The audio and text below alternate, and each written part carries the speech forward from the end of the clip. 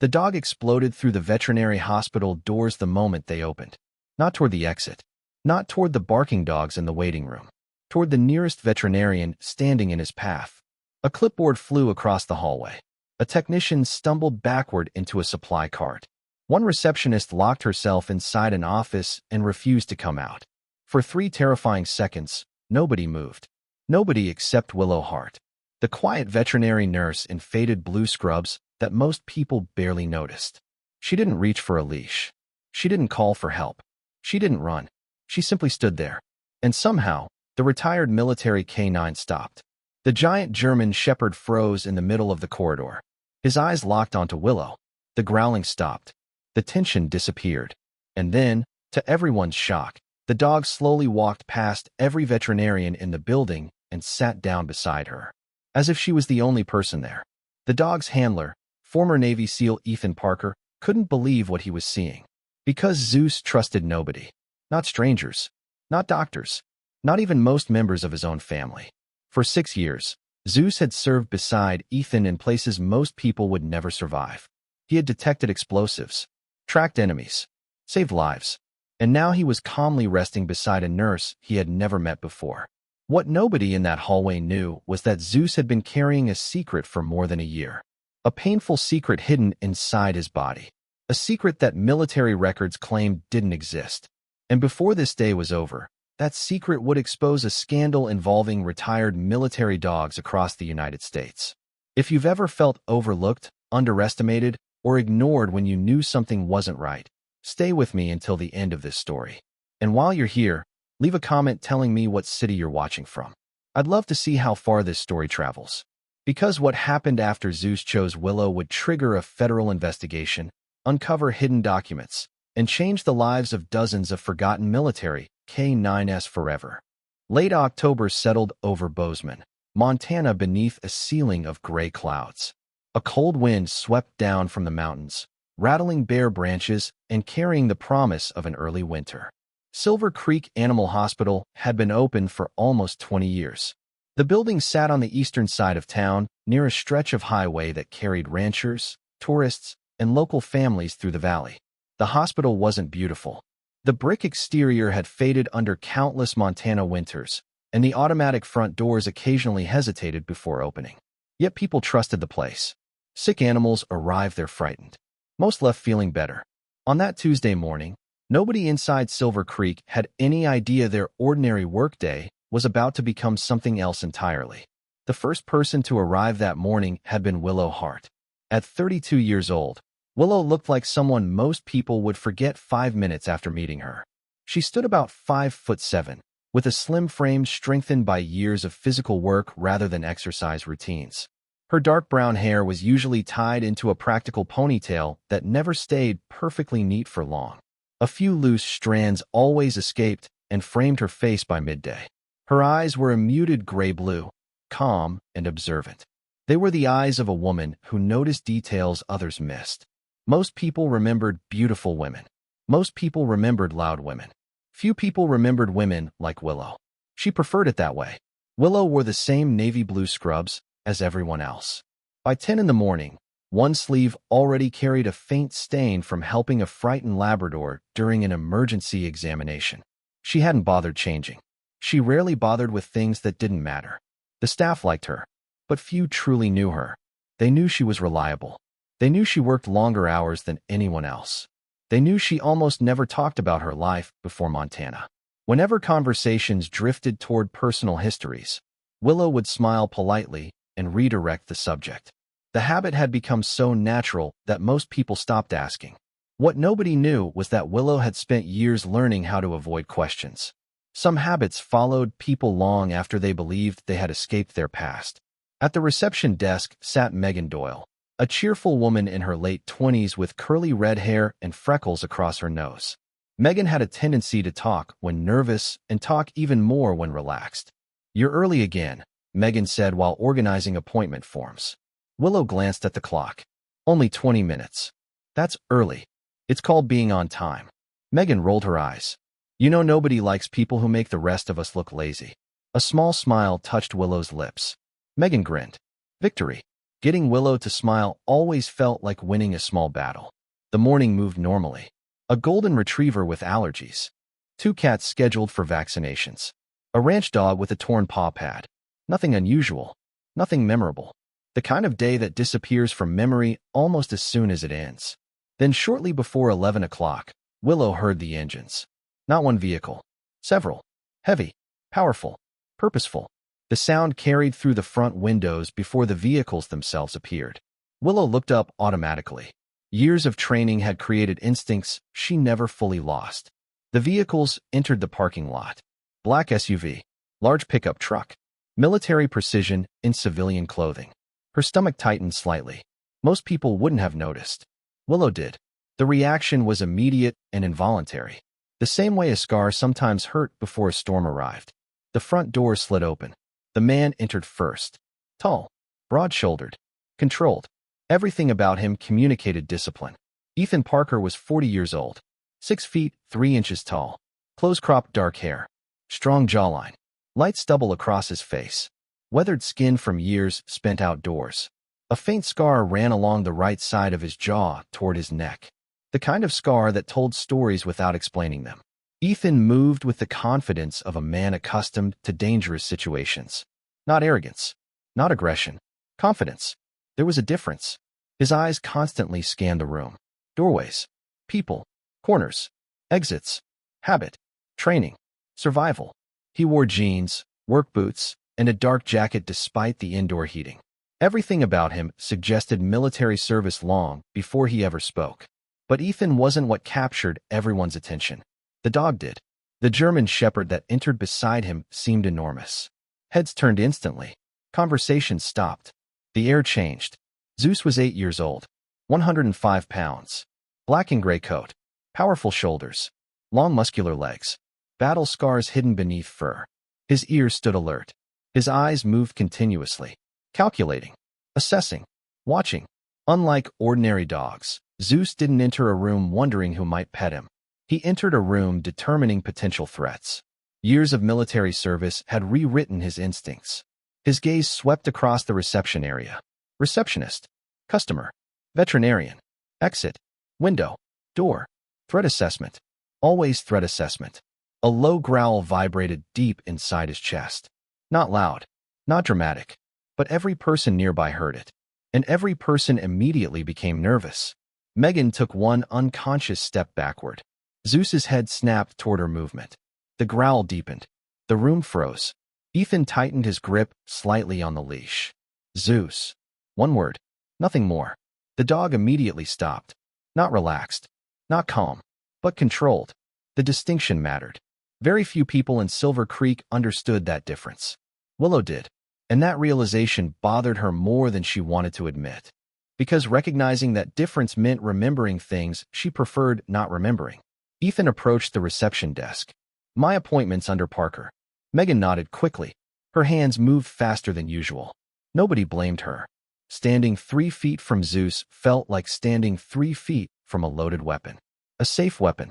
A controlled weapon. But still a weapon. Dr. Rebecca Lawson emerged from the hallway moments later.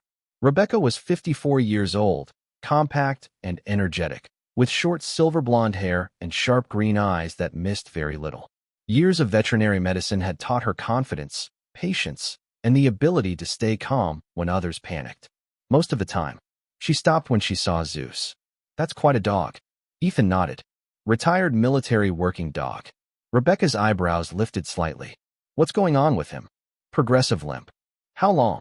Several weeks. Willow listened while pretending not to. Another habit.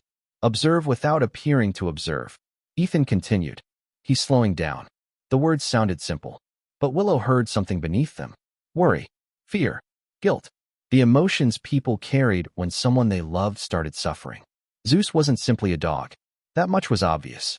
Rebecca crouched slightly. Zeus immediately stiffened. Every muscle tightened. His eyes locked onto her. The room temperature seemed to drop 10 degrees. Easy, Ethan said quietly. Zeus remained still. Barely. Rebecca slowly straightened again. Imaging first. Ethan nodded. Fine. Then Zeus saw Willow. Nobody noticed the moment except Willow herself. The dog's eyes found her across the room. Locked. Held. Something changed. Not aggression. Not tension. Recognition. A strange feeling traveled through Willow's chest. Impossible. She had never met this dog. Yet Zeus stared at her as though searching through old memories. The leash shifted. Zeus moved. One step, then another, straight toward Willow. Megan inhaled sharply. Rebecca froze. Ethan immediately reached for control. Zeus. The command usually worked. This time it didn't. Not because Zeus ignored him. Because Zeus wasn't disobeying. He simply continued walking calmly toward the woman standing against the wall. The giant German shepherd stopped 2 feet from Willow. The entire reception area watched. Nobody moved. Nobody breathed. Willow felt dozens of eyes on her. But her attention remained fixed on Zeus. The dog studied her face. His ears slowly relaxed. The growling disappeared. Then Zeus lowered his head. Not submission. Not weakness. Trust. The gesture stunned Ethan. Zeus trusted almost nobody. Not strangers. Certainly not instantly. Willow slowly crouched. No sudden movement. No direct eye contact. No challenge. No fear. The same careful approach she'd used years ago. The approach she had hoped never to use again. Zeus stepped forward. Close enough now for her to see the silver fur beginning to spread around his muzzle. Close enough to notice the exhaustion hidden behind military discipline. Close enough to see pain. A lot of pain. The realization hit her immediately. Something was wrong. More wrong than a simple limp. Much more. Zeus gently pressed his nose against her hand. The room became silent. Utterly silent. Ethan stared. Rebecca stared. Megan stared. Even the clients in the waiting room stared. Nobody understood what they were seeing. Willow barely understood it herself. The dog exhaled softly. Then, as if making a decision, he lowered himself beside her. And sat. Not beside Ethan. Not beside the veterinarian. Beside Willow. Like he had chosen her. The strange sensation in Willow's chest returned. Recognition. Memory. Instinct. Something she couldn't quite name. Ethan's confusion deepened. Because Zeus didn't do things randomly. Not ever. Every behavior meant something. Every reaction had a reason. And yet there was no reason for this. He had never met Willow Hart before today. At least that's what Ethan believed. Willow rested her hand lightly against Zeus's neck. The dog didn't resist. Instead, he leaned slightly toward her. Trust. Again. Immediate. Complete. And deeply unsettling. Because while everyone else in that room saw a remarkable bond forming between a military dog and a veterinary nurse, Willow noticed something different. She noticed the way Zeus shifted his weight. She noticed how carefully he protected his left side. She noticed the subtle tension in his hips. The microscopic signs hidden beneath years of training. Signs that reminded her of cases she had spent years trying to forget. Cases buried deep inside a chapter of her life she had locked away. A chapter connected to military working dogs. A chapter connected to investigations. A chapter connected to records that never made sense. For the first time in years, Willow felt the past reaching toward her. And she suddenly had the uncomfortable feeling that it wasn't finished with her yet. Beside her, Zeus looked up quietly. His intelligent eyes held hers. And somewhere deep inside, a door Willow had spent years keeping closed began to open. The silence inside Silver Creek Animal Hospital lasted only a few seconds. But for Ethan Parker, those few seconds felt strangely important. People often imagine military working dogs as obedient machines. They pictured perfect discipline, instant compliance, and predictable behavior. Anyone who had actually lived beside one knew better. Dogs like Zeus were not machines. They were partners. Thinking partners. Decision-making partners. And that was exactly why what had just happened unsettled Ethan so deeply. Zeus never trusted strangers. Not quickly. Not naturally. Not without reason. Yet the giant German shepherd remained seated beside Willow Hart as though he had made a decision and saw no reason to reconsider it. Ethan slowly approached. His boots echoed softly across the floor. Zeus looked up. The dog wasn't tense. Wasn't defensive. Wasn't guarding Willow. He simply acknowledged Ethan's presence before returning his attention to the woman beside him. That alone was remarkable. The room remained frozen. Dr. Rebecca Lawson finally broke the silence. Well, she said carefully, that's not something you see every day. Nobody disagreed. Willow stood slowly. Zeus immediately rose with her. Again, the room noticed. Again, Ethan felt a strange sensation in his stomach. Not jealousy. Not exactly. Something closer to confusion. For 6 years, Zeus had been his shadow. The dog trusted him with absolute certainty. Now for the first time, he was witnessing Zeus extend that trust towards someone else. And he had no idea why. Willow brushed invisible dust from her scrubs. The movement appeared casual. Inside, however, her thoughts were moving rapidly. Far too rapidly. She had spent years teaching herself to recognize patterns. Patterns saved lives. Patterns revealed lies. Patterns exposed problems before they became disasters. And Zeus was displaying a pattern she recognized. The problem was that she didn't want to recognize it. Because the last time she had seen signs like these, everything had gone wrong. You mentioned a limp, she said. Ethan nodded. Started small. When? About 6 weeks ago. Willow looked at Zeus. No. Ethan blinked. What?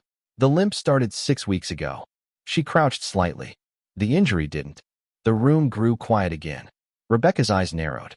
Now she was listening carefully. Veterinarians learned to recognize confidence. Not arrogance. Not guessing. Confidence. Willow wasn't guessing. That much was obvious. What makes you think that? Rebecca asked. Willow kept her eyes on Zeus. The way he shifts weight. Ethan frowned. He favors the left side. He protects the left side. Willow corrected gently. Different thing. She watched Zeus take 2 careful steps. There. Nobody saw it. Except her. The slight hesitation. The tiny redistribution of weight. The subtle compensation. Years of training had made it almost invisible. Almost. Not completely. Willow's stomach tightened. She knew this pattern. She hated that she knew it. Ethan crossed his arms. You've seen this before. It wasn't a question. Willow glanced toward him. For a second their eyes met. Then she looked away. Maybe. Rebecca noticed that exchange. The older veterinarian noticed many things. One of the reasons Silver Creek functioned so well was because Rebecca Lawson paid attention when other people stopped paying attention. And right now she was noticing something important. Both Willow and Ethan were hiding pieces of themselves. Different pieces, but pieces nonetheless. Interesting. Very interesting. Let's get him into imaging, Rebecca said. Nobody argued. The walk toward radiology should have been difficult. Instead, it became stranger. Everywhere Willow went, Zeus followed. Not aggressively. Not obsessively. Simply consistently. Like a soldier staying near someone he trusted. The hospital staff quickly noticed. Technicians stared. Receptionists whispered. Clients watched. One little girl waiting with her beagle actually pointed. Mommy, she whispered loudly. The wolf likes that lady. The mother smiled awkwardly. Zeus looked large enough to qualify as a wolf. Willow almost laughed. Almost. The radiology suite sat at the far end of the building. It wasn't new. It wasn't fancy. But it worked. Rebecca entered first. Ethan followed. Willow came last. Zeus stepped inside, then immediately positioned himself beside Willow again. Ethan rubbed his face. What is going on with you today? Zeus ignored him. Willow felt the corner of her mouth twitch. Ethan noticed. You're enjoying this. A little. That surprised both of them. Because it was the first genuinely playful thing Willow had said all day. Maybe all week. Ethan studied her more carefully. Until now, he had only seen a veterinary nurse. Now he was noticing details. The faint scar near her wrist. The way she constantly tracked entrances. The way she automatically positioned herself where she could see the entire room. The way she never stood with her back exposed. Small things. Easy things to miss. Impossible for Ethan to miss. People learn those habits somewhere. Willow had learned them somewhere. The question was where. The imaging procedure began. And for the next 20 minutes, nobody spoke much. Machines hummed. Monitors glowed. Zeus remained surprisingly cooperative. Again because Willow was nearby. Rebecca noticed. Ethan noticed. Even Willow noticed. The dog watched her constantly. Not with excitement. Not with affection. Recognition. That was the strange part. Recognition. As though some buried memory inside him kept reaching toward her. The idea was ridiculous. Willow knew it. Yet she couldn't entirely dismiss it. Military dogs remembered things. Sometimes longer than people. The thought sent an uncomfortable chill through her. No. Impossible. She pushed the thought away. The images finally appeared on the monitor. Rebecca moved closer. Her expression changed almost immediately. Willow saw it. So did Ethan. Doctors developed certain faces. Good news face. Bad news face. Need more information face. This was definitely not good news face. Rebecca leaned forward. Studied. Zoomed. Adjusted. studied again. The room became very quiet. Finally, Ethan spoke. "What is it?" Rebecca didn't answer immediately, which was answer enough. The knot in Ethan's stomach tightened. He had felt that sensation before. Combat deployments, emergency extractions, late-night phone calls, moments when instinct warned you something was wrong before anyone said it aloud. He hated that feeling, and it had returned. Rebecca slowly removed her glasses. "That's older than I expected." Ethan stared. "How old?" Rebecca looked uncertain. That worried him even more. "When did you say the limp started?" 6 weeks. Rebecca shook her head. "The limp maybe." She pointed toward the image. "But this?" Her finger touched the screen. "This has been developing much longer." Willow felt her chest tighten, because she already knew. Before Rebecca said another word, she knew. The image showed exactly what she had feared. Exactly. A familiar pattern. An ugly pattern. A dangerous pattern. The kind that should never be missed. Unless somebody wasn't looking. Or didn't want to look. Rebecca zoomed further. The room remained silent. Finally she spoke. "This requires more evaluation." Ethan's jaw tightened. "Rebecca." The veterinarian met his gaze. "I need honesty." She nodded. "You'll get it." A pause. Then another. Finally. "This isn't a recent injury." The words landed heavily. Ethan stared at the monitor. He wasn't a veterinarian. He couldn't interpret scans. Couldn't identify medical terminology. But he could recognize concern. And Rebecca Lawson was concerned. Very concerned. "How long?" he asked quietly. Rebecca hesitated. Willow hated that hesitation. Because she knew exactly where this conversation was heading. And she didn't want it to go there. Not today. Not ever. But life rarely asked permission. "I'd need specialist confirmation," Rebecca said carefully. "But my estimate?" Another pause. "At least a year." The room froze. Ethan didn't move. Didn't blink. Didn't breathe. A year. His mind rejected the number instantly. Impossible. Absolutely impossible. Zeus had received retirement clearance 14 months earlier. Full evaluation. Complete assessment. Official paperwork. Everything. The military had certified him healthy. Ready for retirement. Ready for civilian life. Ready to go home. A year. The number repeated inside Ethan's head. Again. Again. Again. No. That couldn't be right. Could it? He looked down at Zeus. The dog sat calmly beside Willow. Trusting. Patient. Quiet. The same dog who had followed him through danger. The same dog who had saved lives. The same dog who had never complained. Never slowed down. Never quit. A horrible realization began forming. What if Zeus had been hurting the entire time? What if he had hidden it? What if nobody had noticed? Or worse, what if somebody had noticed? Ethan's stomach twisted. Willow recognized that expression. She had seen it before.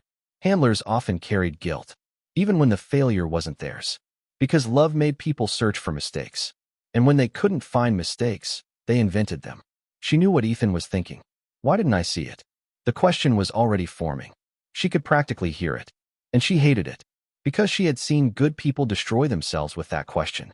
Rebecca continued studying the images. Then she frowned. A deeper frown this time.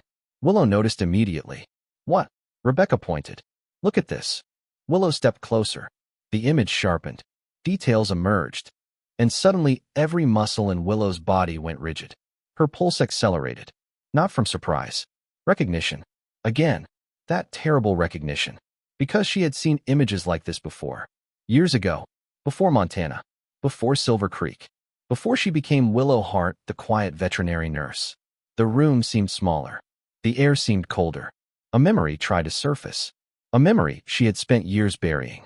A medical report. A retired military dog. An investigation. Missing records. Conflicting evaluations. Ignored warnings. The pieces appeared suddenly. One after another. And for the first time in years, genuine fear touched her. Not fear for herself. Fear for what the scans might mean. Fear for what they might reveal. Fear that Zeus was not an isolated case. Fear that the past had finally found her. Again. Beside her, Zeus leaned gently against her leg. The contact pulled her back into the present. Willow looked down. The old German shepherd gazed up at her.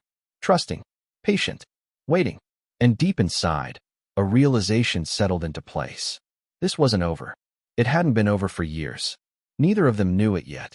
But the moment Zeus walked through the doors of Silver Creek Animal Hospital, a chain of events had already begun. And somewhere far beyond Bozeman, hidden inside forgotten files and buried reports, a secret was waiting to be uncovered. Nobody spoke for several seconds after Dr. Rebecca Lawson estimated the injury was at least a year old. The silence inside the imaging room felt heavier than the Montana snowstorms that sometimes buried entire roads during winter. Ethan Parker stared at the monitor. The image itself meant little to him. White shapes, gray shadows, medical terminology. None of that mattered. What mattered was Rebecca's expression. In 20 years of veterinary medicine, Rebecca had developed a reputation for honesty. She was not the type to exaggerate problems. She was not dramatic. She was not emotional during examinations. She believed facts were more useful than panic. And right now, her face carried the unmistakable expression of someone looking at something she wished wasn't there. Zeus sat quietly near Willow's leg. The massive German shepherd seemed completely unaware that his entire future had just changed. Or perhaps he was aware. Perhaps he simply accepted it better than humans did. Military working dogs had a strange way of doing that. They endured. They adapted. They moved forward. Ethan slowly folded his arms. A habit. One he developed years ago while serving overseas. When difficult information arrived, he physically closed himself off first. It created the illusion of control. Inside, however, control was becoming difficult. You said at least a year. Rebecca nodded. That's my estimate. Estimate. Until we consult a specialist. Ethan looked at the monitor again. His jaw tightened. The scar running along the side of his face became more visible when he clenched his teeth. Willow noticed. She noticed everything. That habit had never left her. Ethan wasn't angry. Not yet. Anger was easier. This was worse. Confusion. Shock. The beginning stages of betrayal. Those emotions came first. Anger arrived later. Rebecca zoomed in on another section of the image. Her green eyes narrowed behind her glasses.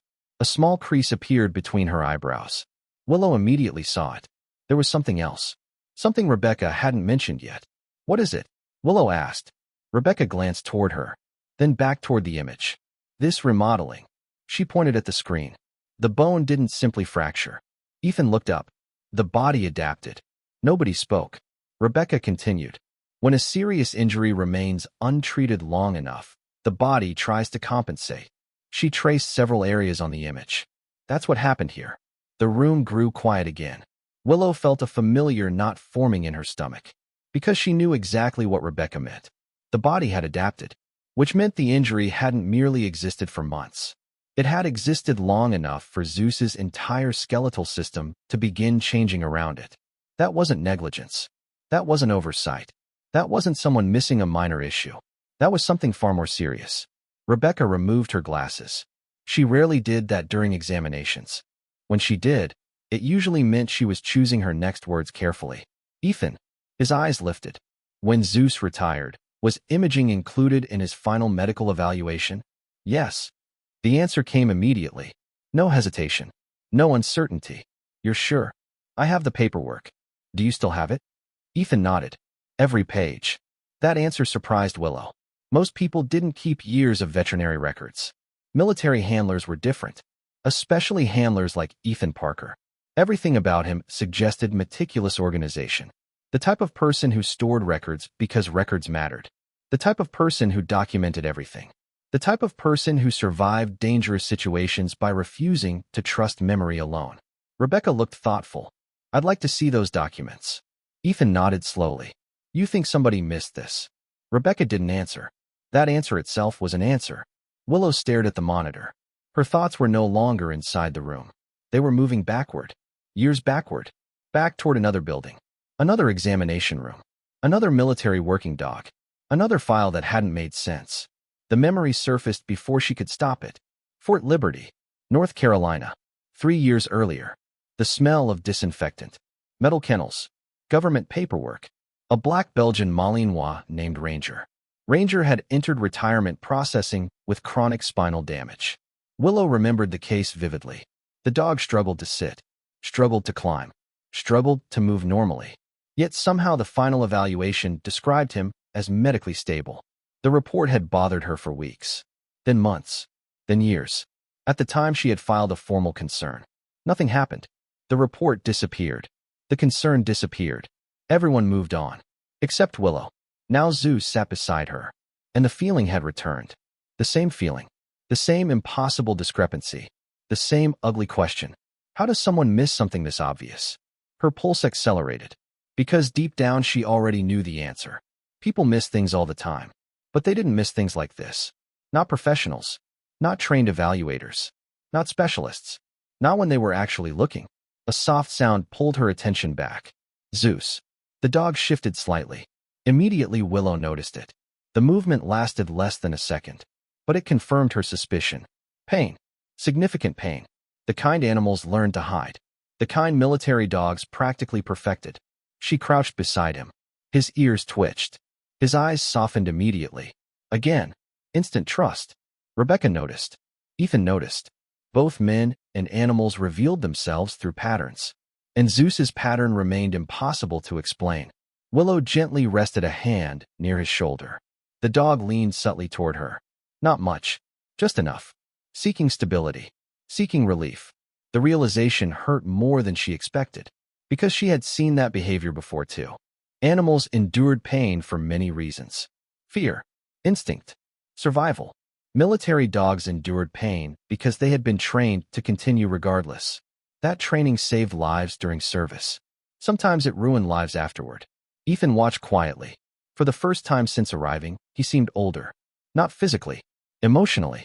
The kind of aging that happened when certainty disappeared. For years he had believed Zeus retired healthy. For years he had trusted the system. Now that trust was cracking.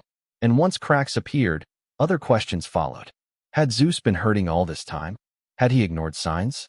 Had he failed his partner? The thoughts came rapidly. Relentlessly. Willow recognized every one of them. Because she had watched handlers ask themselves those same questions before. And she knew where those questions led. Guilt. Endless guilt. Often undeserved. Ethan. His eyes shifted toward her. You brought him in. He frowned slightly. What? You noticed something wasn't right. The former SEAL looked confused. I should have noticed sooner. There it was. Exactly as she expected. Willow sighed softly. You noticed. 18 months too late. No. The firmness in her voice surprised everyone, including herself. Ethan stared. Willow rarely spoke forcefully. Most people at Silver Creek had never heard it. He hid it. She looked directly at him. That's what dogs like Zeus do. Nobody spoke. Willow continued. They work. Her hand rested gently against Zeus's neck. They protect. A pause. They endure. Another pause. They don't volunteer weakness. The room remained silent. Because everyone knew she was right. Especially Ethan. The former SEAL slowly looked down at his dog. Zeus lifted his head. Their eyes met. The same partnership. The same trust. The same loyalty. For a moment neither moved. Willow looked away. The sight felt too personal. Some bonds deserved privacy. Even inside crowded rooms. Rebecca eventually broke the silence. I'm sending these images to a specialist. She turned toward a nearby workstation. We need confirmation. Ethan nodded. How long? Maybe an hour. Maybe 2. The uncertainty irritated him. Willow could see it. Military people preferred timelines. Clear plans. Defined outcomes. Medicine rarely provided those. Rebecca began uploading files. The room filled with the quiet sounds of technology. Keyboards. Mouse clicks. Machines. Normal sounds. Ordinary sounds. Yet none of it felt ordinary anymore. A knock appeared at the doorway. Everyone turned. Marcus Bennett stood there. Marcus was Silver Creek's senior imaging technician. 46 years old. Tall and broad. Sandy blonde hair beginning to gray near the temples. A permanent coffee habit. A permanent tendency to worry. He cared deeply about animals and often worried about things beyond his control. The combination exhausted him constantly. Everything okay? Rebecca answered first. No. Marcus stepped inside. His eyes landed on the monitor, then on Ethan, then on Zeus. The technician understood enough to recognize bad news. What happened? Rebecca gave a brief explanation. Marcus listened carefully. The more she spoke, the deeper his frown became. Finally, he looked at Zeus. Poor guy. The words came quietly. Genuinely. Not pity. Compassion. Dogs always seem to bring that out in people. Especially dogs like Zeus. Marcus shook his head. Hard to believe nobody caught this. The room fell silent again. Because he had unknowingly spoken the exact thought everyone was thinking. Nobody caught this. Or somebody did. and chose silence. Willow felt a chill move through her. The second possibility frightened her far more. She looked toward the monitor again. The image remained unchanged. Cold, clinical, objective, yet the consequences hidden inside it felt enormous. Outside, the Montana wind rattled against the building. Inside, Silver Creek Animal Hospital continued operating normally. Phones rang. Patients arrived. Appointments continued. Life moved forward. Yet inside the imaging suite, something had shifted. A question had been asked. And once certain questions were asked, they refused to disappear. Ethan still didn't know it. Rebecca didn't know it. Marcus certainly didn't know it. But Willow felt it with growing certainty. Zeus wasn't simply an injured dog. He was the beginning of something. The first loose thread. And somewhere beyond Bozeman, beyond Montana, beyond this small hospital, a much larger story was waiting to unravel. The specialist's call arrived 93 minutes later. By then, the afternoon sky above Bozeman had darkened into a dull gray sheet of clouds. Snow hadn't started falling yet, but everyone in Montana knew it was coming. The mountains often announced winter long before the calendar did. Inside Silver Creek Animal Hospital, life continued. Appointments came and went. Phones rang. Animals barked. Yet for a small group of people, time had begun moving differently. Ethan Parker sat alone in one of the consultation rooms. The retirement paperwork lay spread across the table in front of him. Every page, every record, every evaluation, every signature. He had retrieved them from the truck while waiting for the specialist's opinion. Now he was reading them again, and again, and again. The documents had always brought comfort before. Today they felt different. Today they felt fragile. For 14 months, he had trusted those pages. Trusted the names attached to them. Trusted the process. Now every sentence seemed suspicious. Every checkmark felt questionable. Every signature looked like something that needed explanation. Across the room, Zeus rested on a padded recovery mat. The medication Rebecca had administered earlier was beginning to work. Not completely. Not enough. But enough to create visible change. For the first time in months, the old German shepherd wasn't holding himself rigid. His breathing had slowed. His shoulders had relaxed slightly. His eyes no longer carried the constant tension Ethan had mistaken for aging. The realization hurt. Because now he could see it. Now he could recognize what he had missed. The signs seemed obvious. Pain. Chronic pain. Months of it. Maybe longer. And yet Zeus had never complained. Never slowed down enough. Never stopped trying. The dog simply adapted. The same way soldiers adapted. The same way military handlers adapted. The same way Ethan himself had adapted after leaving service. Sometimes adaptation looked remarkably similar to suffering. A soft knock interrupted his thoughts. The door opened. Willow stepped inside. She carried a clipboard. Navy blue scrubs. Brown ponytail. The same calm expression she always seemed to wear. But Ethan was beginning to realize appearances were misleading. Especially where Willow Hart was concerned. Rebecca asked me to update his chart. Ethan nodded. Willow knelt beside Zeus. The dog's eyes opened immediately. His tail moved once. Twice. Not dramatic. Not energetic. Just enough. Trust. Again. Always trust. Willow gently checked his breathing. His pulse. His posture. The movements looked effortless. Natural. Familiar. Too familiar. Ethan watched quietly. Eventually he spoke. You've done this before. Willow didn't look up. I work in a veterinary hospital. That's not what I mean. She paused. The clipboard stopped moving. For a moment neither spoke. Then she continued writing. I've worked with injured animals. Military animals. This time she looked up. Their eyes met. Ethan noticed something strange. Not fear. Not surprise. Resignation. Like someone encountering a conversation they always knew would eventually happen. What makes you think that? The way Zeus responds to you. Willow remained silent. The way you examine him. Still silence. The way you saw the injury before anyone else. Another pause. Then Ethan added the final piece.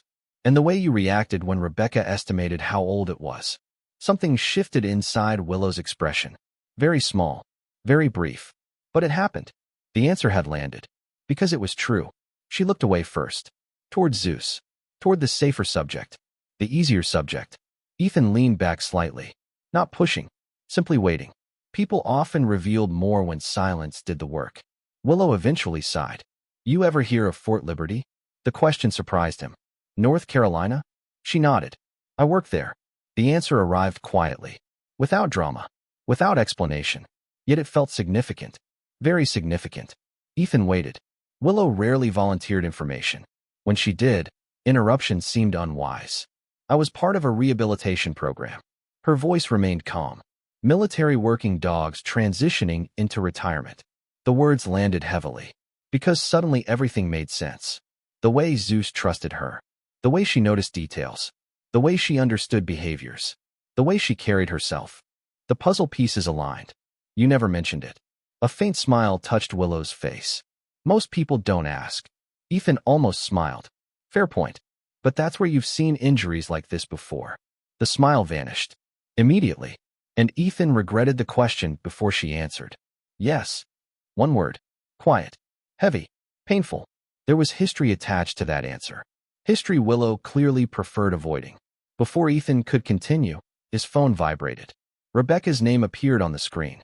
He answered immediately. The veterinarian's voice sounded serious. Conference room. Now. Now. The line disconnected. Ethan stood.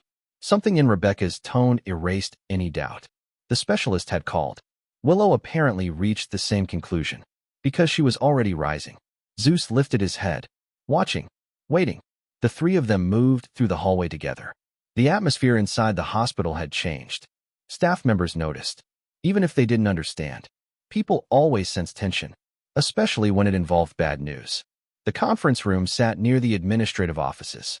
Small, functional, nothing impressive. Rebecca waited inside. A laptop rested on the table. Several X-rays displayed across the screen. Her expression told Ethan everything he needed to know before she spoke. It wasn't good. Not even close. Rebecca folded her hands. I just finished speaking with Dr. Martin Hayes. Ethan recognized the name. Veterinary orthopedic specialist. National reputation. 30 years of experience. The kind of expert people consulted when cases became complicated. What did he say? Rebecca took a breath, then answered. He agrees. The room became silent. He believes the injury predates Zeus's retirement. Ethan felt his stomach drop. Not because he hadn't expected it, because now it was official. Confirmation changed things. Possibility became fact. Suspicion became evidence. Rebecca continued. His estimate is between 14 and 20 months. The words landed like a hammer. 14 to 20 months. Zeus retired 14 months ago. The implication was obvious. Pain existed before retirement. Potentially long before retirement. Nobody spoke. Nobody needed to. The conclusion sat in the room. Visible. Unavoidable. Finally, Ethan looked at the paperwork in his hands. Then at the monitor. Then back at the paperwork. The contrast felt absurd. The documents described a healthy dog. The images described something entirely different. One of them was lying. The realization settled heavily inside him. Rebecca leaned forward. Ethan. He looked up. I need to ask something. Okay. Who performed the retirement evaluation? The former SEAL frowned. I don't remember. Look. He scanned the documents. Pages flipped. Signatures appeared. Dates. Forms. Approvals. Then finally. There. A name. Ethan stared. Something about it felt familiar. Not important. Just familiar. Vanguard Canine Assessment Services. Rebecca frowned. I've never heard of them. Willow froze. The reaction lasted less than a second. But Rebecca saw it. So did Ethan. And both immediately turned toward her. Willow slowly looked up. The color had drained slightly from her face. What? Ethan asked. She remained silent. For several seconds. Too many seconds. Then finally. I have. The room became very still. Rebecca leaned forward. You know them? Willow swallowed. Not visibly. Not dramatically. But enough. Maybe. The answer irritated Ethan. Maybe. Willow closed her eyes briefly. As if deciding something. As if standing at the edge of a door she didn't want to open. When she spoke again, her voice sounded different. Older somehow. Heavier. 3 years ago, I filed a complaint. Nobody moved. Nobody interrupted. A formal complaint. Her eyes settled on the paperwork. The company name was different. A pause. But the people involved weren't. The silence deepened. Because everyone understood what she was implying. Not negligence. Not coincidence. People. Specific people. Real people.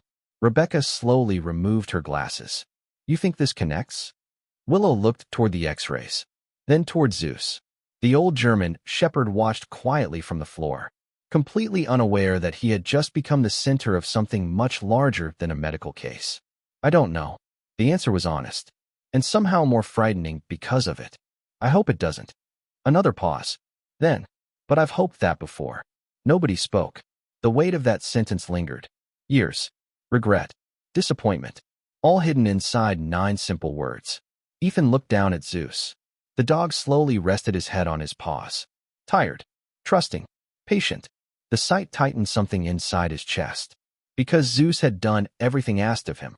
Served faithfully. Protected lives. Followed orders. And somehow this was the reward. Pain. Silence. Misdiagnoses. Or worse. He looked at Willow, the woman who clearly knew more than she wanted to say. Then at Rebecca, the veterinarian trying to understand a problem growing larger by the minute. Then at the paperwork, the signatures, the names, the evaluations. Suddenly, they no longer looked like medical records. They looked like evidence. And for the first time all day, a thought entered Ethan Parker's mind. What if Zeus wasn't the only one? The question hung there, unanswered. Dangerous. Because if Zeus wasn't alone, then somewhere out there were other retired military dogs, other handlers, other families, people trusting documents that might not deserve trust. Willow seemed to arrive at the same conclusion, because she slowly stared at the company name again. Vanguard Canine Assessment Services. A name from the past. A name she had hoped never to see again. Outside, the first snowflake struck the conference room window. Then another. Then another. Winter was arriving. And somewhere beneath years of buried paperwork, forgotten complaints, and unanswered questions, something else was beginning to emerge. The truth. The first federal vehicle arrived at Silver Creek Animal Hospital at 4:17 p.m. Snow had begun falling by then. Not heavily, just enough to dust the parking lot in white and soften the edges of the surrounding world. The mountains beyond Bozeman had disappeared behind a curtain of gray clouds, and the fading afternoon light gave everything a colder appearance than it actually was. Willow saw the vehicle before anyone else. She happened to be standing beside Zeus's recovery kennel when the black SUV turned into the parking lot. For a brief moment, her entire body froze. Not visibly, not enough for another person to notice. But inside, something tightened. 3 years. 3 quiet years. 3 years spent convincing herself that chapter of her life was finished. Now a black government SUV was pulling into the parking lot. And somehow she already knew. The past had finally caught up. Across the kennel, Zeus lifted his head. The German shepherd had been sleeping more deeply since receiving pain medication. Yet the moment Willow's posture changed, he noticed. Animals always noticed. Especially dogs like Zeus. His intelligent brown eyes followed her movements. Watching. Assessing. Waiting. Willow forced herself to relax. The dog slowly settled again. Outside, the SUV stopped. A second vehicle followed. Then a third. The knot in Willow's stomach tightened further. Because federal investigations rarely traveled in groups of 3 unless something significant was happening. Very significant. A few minutes later, Megan Doyle appeared in the kennel hallway. The cheerful receptionist looked unusually pale.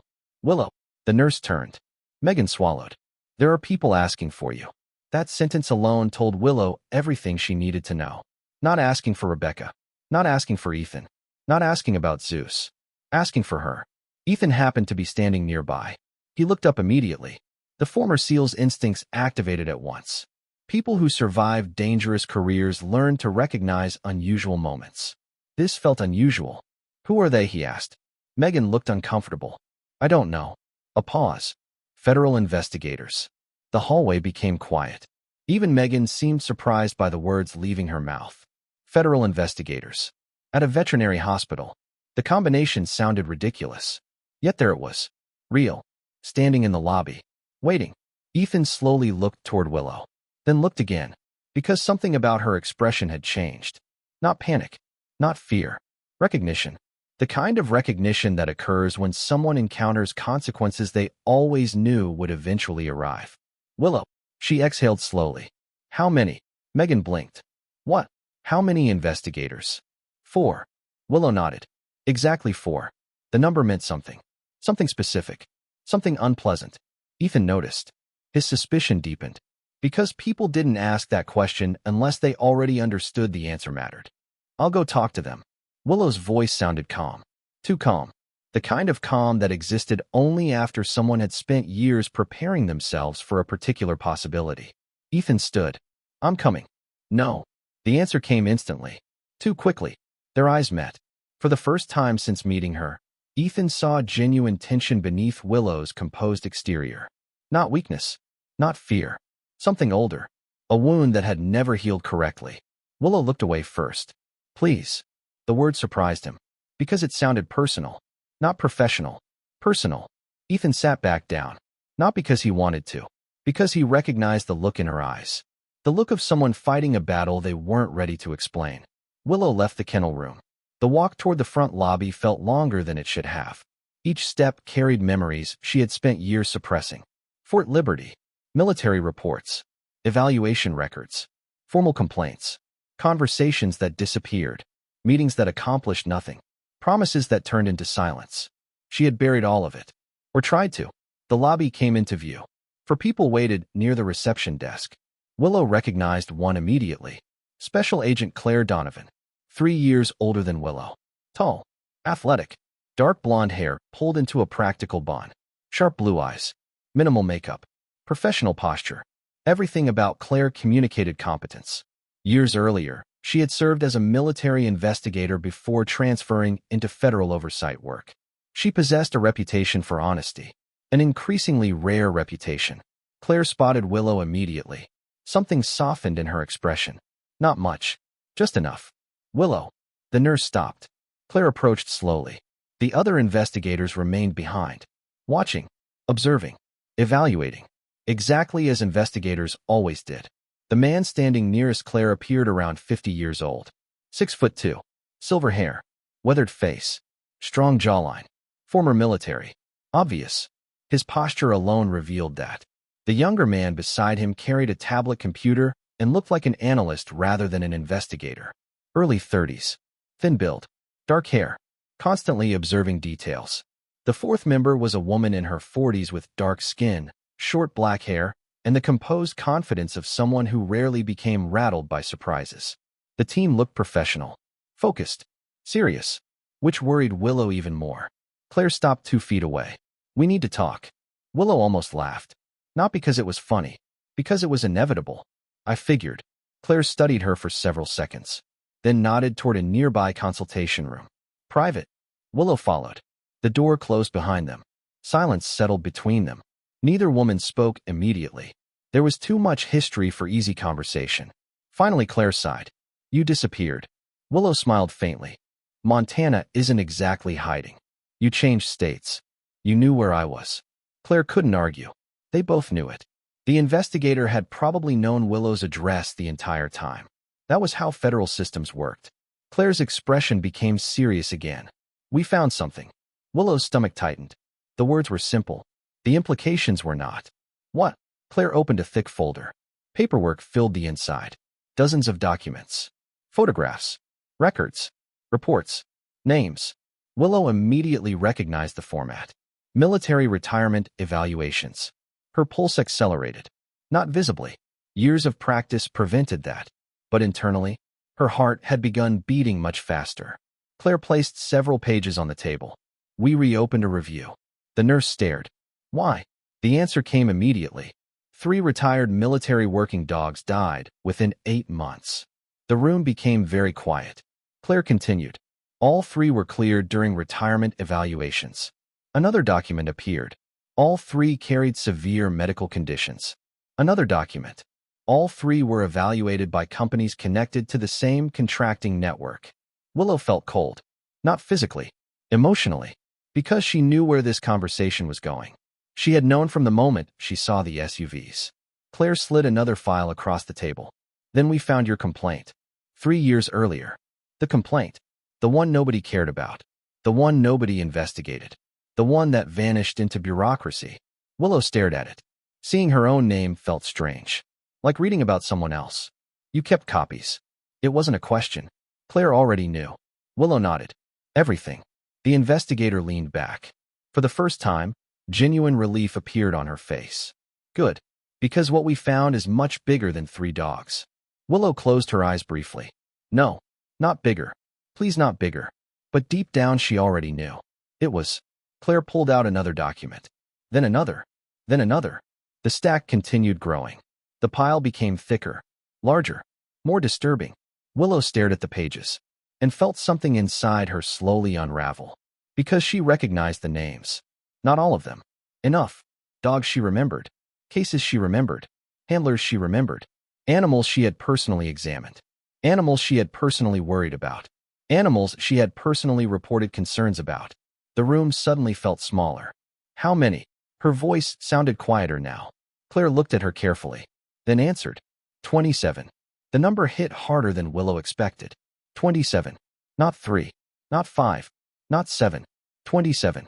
27 potentially compromised evaluations. 27 retired military dogs. 27 families. 27 lives. The investigator's voice softened. Willow. But Willow wasn't listening anymore. Because another realization had arrived. A terrible realization.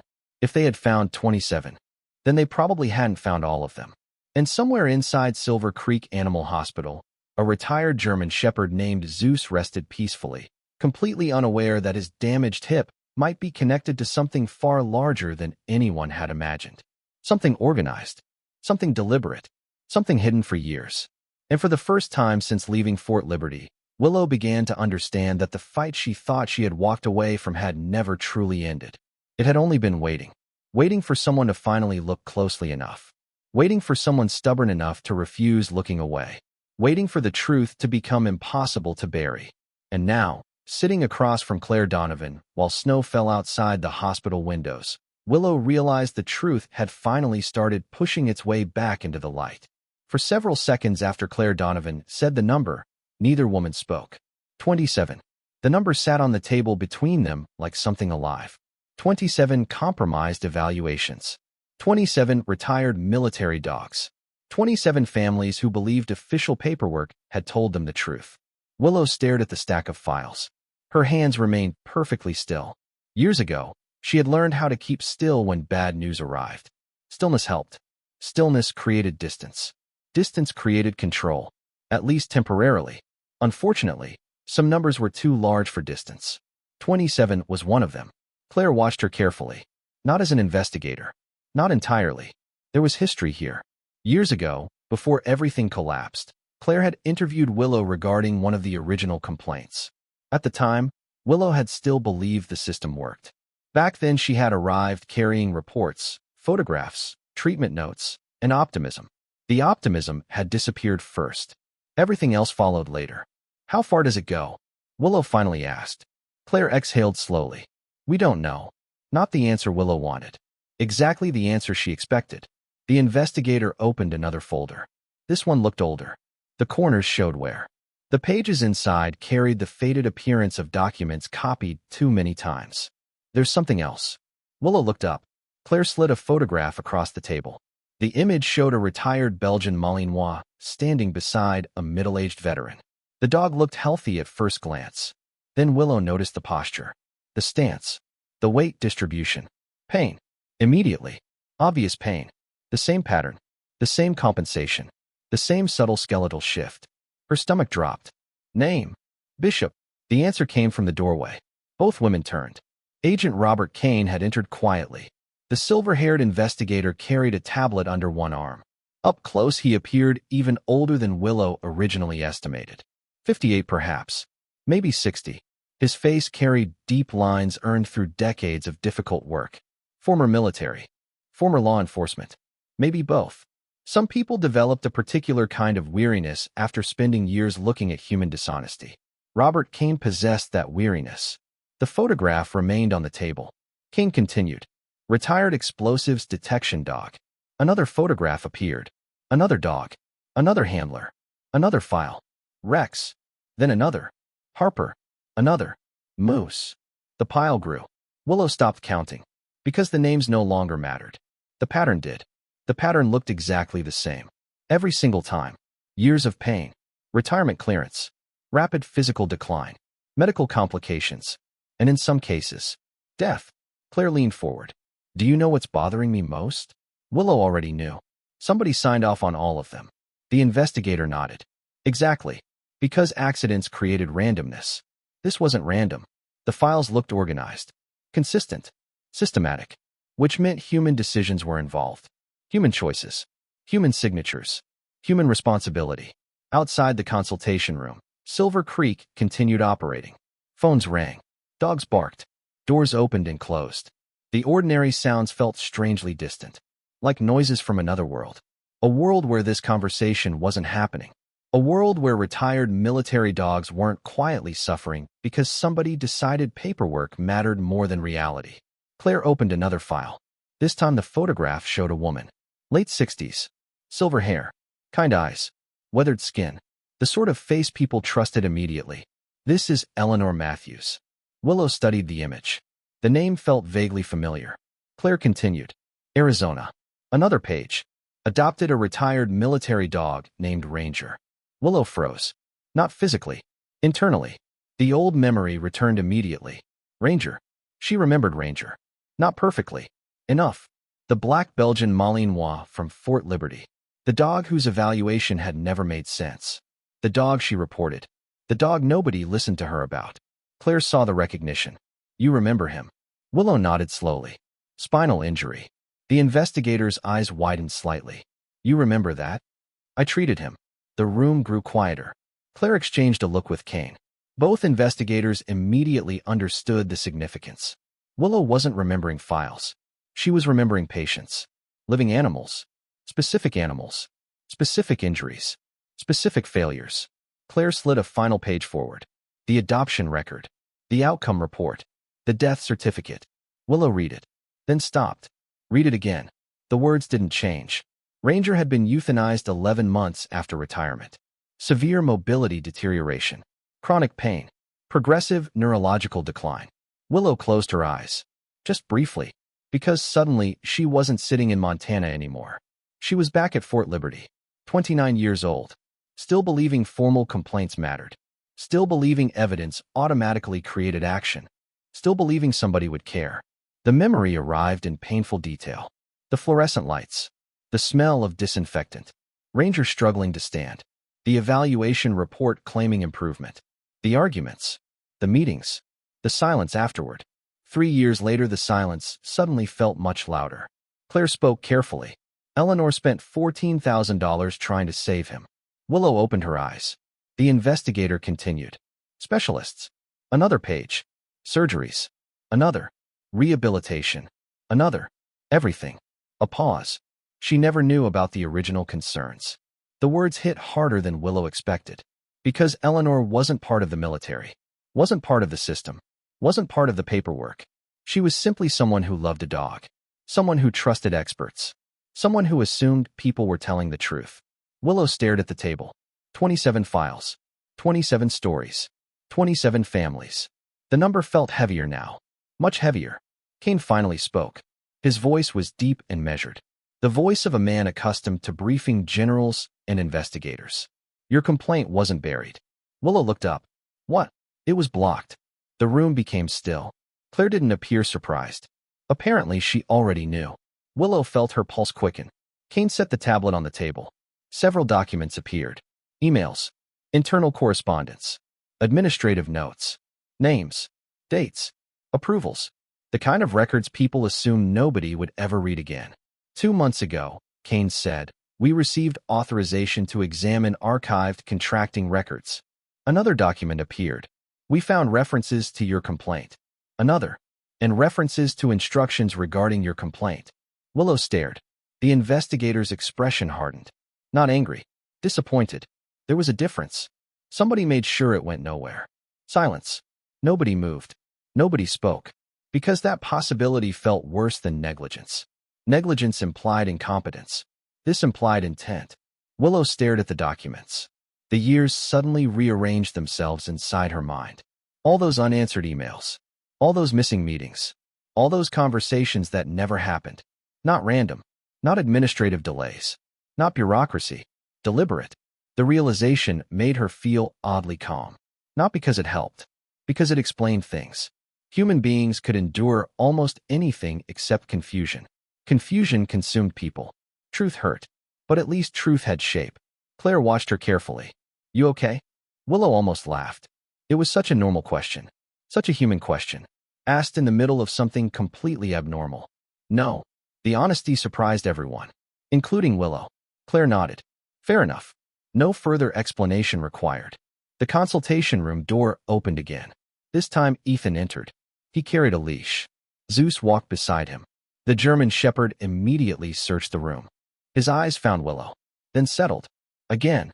Always Willow. Ethan stopped. His expression told Willow he had already guessed enough to understand this wasn't a routine conversation. The former SEAL looked at the files, then at the investigators, then at Willow. How bad is it? Nobody answered immediately, because there wasn't a simple answer. Finally Claire spoke. Worse than we thought. Ethan nodded slowly. Somehow that answer didn't surprise him. The former SEAL moved toward the table. Zeus followed. The dog stopped beside Willow's chair, then slowly lowered himself to the floor, close enough that his shoulder touched her leg. The contact felt intentional, comforting, protective, maybe both. Kane noticed. So did Claire. Both exchanged a brief glance. Animals often identified trustworthy people before humans did. Experienced investigators learned not to ignore that. Ethan studied the files. 27. Claire nodded. The former SEAL exhaled slowly, then looked at Zeus. For a long moment, he simply stared. Willow understood why. Because the number changed everything. Before today, Zeus was an injured dog. Now he was evidence. Now he was part of a pattern. Now he represented something larger. Much larger. Ethan finally spoke. How many haven't been found yet? Nobody answered. Because nobody knew. And that uncertainty frightened everyone in the room. Especially Willow. Because she understood systems. She understood investigations. She understood patterns. And patterns rarely stopped exactly where investigators first discovered them. 27 wasn't the end. 27 was probably the beginning. Outside, snow continued falling. The parking lot disappeared beneath a growing blanket of white. Inside Silver Creek Animal Hospital, for investigators, a former military handler, a veterinarian nurse, and an aging German shepherd sat in a room filled with forgotten files and uncomfortable truths. And for the first time, Willow fully understood why the federal government had come to Montana. Not because of Zeus. Not really. They came because 3 years ago she had refused to throw away her records. They came because somebody needed those records now. And somewhere beyond Montana, beyond Fort Liberty, beyond 27 damaged evaluations, there were people who suddenly had reason to be very nervous. The investigation had finally started moving. And once it started moving, it was going to be very difficult to stop. The investigation expanded faster than anyone expected. 48 hours after the federal team arrived at Silver Creek Animal Hospital, the conference room that once hosted routine staff meetings had transformed into something entirely different. It had become an operational center. Laptops covered every available surface. Stacks of files occupied entire sections of the room. Phone chargers snaked across tables. Coffee cups accumulated faster than anyone bothered cleaning them. And every hour brought another discovery. Another name. Another dog. Another family. Another question. Outside, winter settled over Montana. Inside, the investigation continued almost without pause. Willow Hart sat at the far end of the conference table reviewing records she had not seen in years. The fluorescent lights above reflected softly in her gray-blue eyes. She looked tired. Not physically. Emotionally. There was a difference. Physical exhaustion could be solved with sleep. What she carried now could not. Across from her sat David Mercer, the federal analyst who had arrived with Claire Donovan's team. At 33 years old, David possessed the appearance of someone who had spent most of his life behind computer screens. He was thin, slightly pale, with dark brown hair that never seemed entirely under control. Wire-rimmed glasses rested permanently on the bridge of his nose, and he had developed the habit of pushing them upward whenever concentrating. Social situations often made him uncomfortable, but numbers did not. Patterns did not. Databases did not. The more complicated a problem became, the calmer David seemed to get. And right now he was very calm, which worried everyone, because calm David usually meant bad news. 58. The room went silent. Willow looked up. Claire stopped writing. Agent Simone Brooks lowered her coffee cup. Even Ethan Parker, who had spent most of the morning beside Zeus's recovery kennel, immediately focused on the analyst. 58 what? Claire asked. David rotated his laptop. The screen displayed names, dates, evaluation records, retirement clearances, medical assessments, and highlighted across the spreadsheet were 58 entries. 58 dogs. Nobody spoke. David continued. Same contractor network. A click. Another screen appeared. Same approval chain. Another click. Same retirement certification process. Willow felt her stomach tighten. The number had more than doubled. 27 had been terrible. 58 felt unimaginable. The analyst looked uncomfortable. Not because of the information. Because he understood what the information meant. I cross-referenced military retirement records with post-retirement veterinary claims. Another click. Charts appeared. Red markers. Medical histories. Patterns. So many patterns. David pointed at the screen. 32 showed documented mobility issues within 12 months. Another line. 17 required specialist orthopedic treatment. Another. 9 underwent major surgery. The room remained silent. Then David delivered the worst statistic. 6 are dead. Nobody moved. Not even Ethan. The former SEAL simply stared. 6 dead dogs. 6 animals that had survived military service. Survived deployments. Survived danger. Only to spend retirement suffering from injuries they should have received treatment for long before leaving service. Willow looked away from the screen. For a moment, she couldn't bear looking at it. Not because she doubted the numbers. Because she believed them. That was the problem. 3 years earlier, she had feared something like this. Now those fears sat inside a spreadsheet. Documented. Verified. Real. Claire slowly leaned back. How confident are you? David almost seemed offended. Very. The answer came immediately. There's more. Nobody liked hearing those words anymore. Every time someone said there's more, things became worse. David opened another file. This company. He pointed toward a corporate name. Patriot Veterinary Assessments. The room grew quiet again. The name looked ordinary. Boring even. Yet somehow it had become the center of everything. Willow stared at it. The letters felt strangely familiar. Not because she remembered the company. Because she remembered the damage. The complaints. The unanswered questions. The feeling of being ignored. Those memories carried weight. The name simply triggered them. Claire folded her arms. Who's running it? David hesitated. That hesitation immediately caught everyone's attention. Because David rarely hesitated. Not with facts. Not with data. Not with evidence. What? Claire asked. The analyst sighed. Then opened another file. A photograph appeared. The man looked approximately 60 years old. Tall. Broad-shouldered. Silver gray hair. Expensive suit. Confident smile. The kind of smile people practiced in mirrors before business meetings. His face carried the polished appearance of someone accustomed to authority. Someone accustomed to being listened to. Someone accustomed to winning. Calvin Mercer. The room became silent. Again, Willow studied the photograph. She didn't recognize him. But something about him immediately felt dangerous. Not physically dangerous. Professionally dangerous. The type of person who could sit in a conference room, sign paperwork, and change lives without ever meeting the people affected. David continued. Founder and president. Another document appeared. Former military contractor. Another. Veterinary consulting background. Another. Federal retirement assessment contracts. The analyst paused, then added quietly. He made a lot of money. Nobody seemed surprised. Unfortunately, Claire leaned forward. What about complaints? David clicked again. A list appeared. Long, very long. The investigator's eyes narrowed. There were complaints? David nodded. 12 documented concerns. Willow froze. 12. Not 1. Not 2. 12. Her own complaint wasn't unique. That realization angered her far more than she expected. Because it meant other people had seen the same problems. Other people had spoken up. Other people had tried. And still nothing happened. Claire noticed her reaction. So it wasn't just you. Willow slowly shook her head. Apparently not. For a long moment nobody spoke. The weight of that realization settled heavily over the room. Outside the conference room, Silver Creek Animal Hospital continued functioning. Patients arrived. Animals received treatment. Life moved forward. Yet inside this room, dozens of forgotten stories were slowly returning to life. One file at a time. One dog at a time. One family at a time.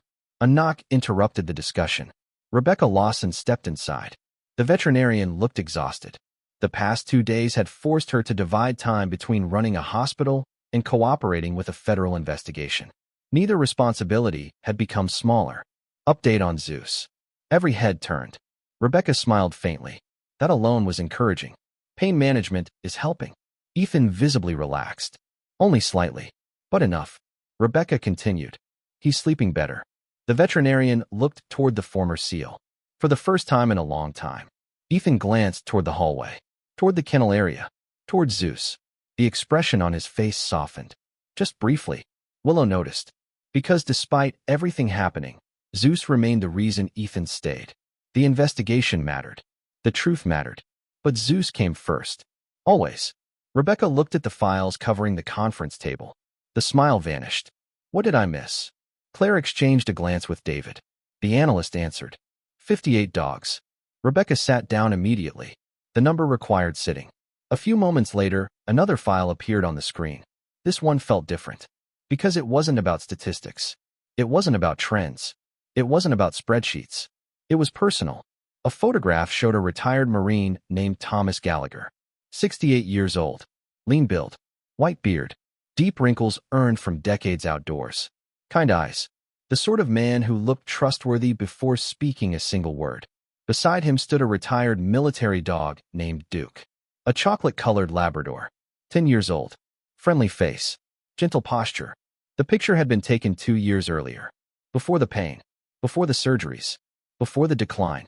Claire read from the report. Gallagher adopted Duke after retirement. Another page. Spent $21,000 on treatment. Another.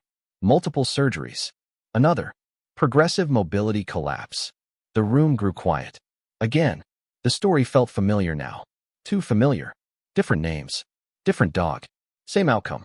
Willow stared at the photograph. What disturbed her most wasn't the suffering. It was the predictability. The pattern repeated so consistently that it no longer felt accidental. That realization frightened everyone, especially the investigators. Because patterns meant systems. Systems meant accountability. And accountability eventually led somewhere. Usually to someone. David's laptop chimed. An email arrived. The analyst opened it. Read. Then frowned. Not a good sign. Claire immediately noticed. What? David stared at the screen. Then looked up. For the first time all day, he appeared genuinely surprised. That's interesting. Nobody liked those words either. The analyst turned the laptop. A new report filled the screen. Recent activity logs. Corporate communications. Internal records. David pointed toward a highlighted section. This came in 15 minutes ago. A pause. Then, Calvin Mercer didn't show up for work today. The room froze. No one spoke. No one moved. Even Rebecca understood the significance. Claire slowly stood. What do you mean? David swallowed. His office says he left yesterday afternoon. Another click. Nobody's seen him since. The conference room became completely silent. Because everyone suddenly understood the same thing. The investigation was no longer theoretical. It was no longer historical. No longer buried inside old files. Someone knew. Someone was reacting. And somewhere beyond Montana, the man whose signature appeared throughout dozens of questionable evaluations had just disappeared. The hunt had officially begun. The conference room remained silent for several seconds after David announced that Calvin Mercer had disappeared. Nobody needed to explain why that mattered.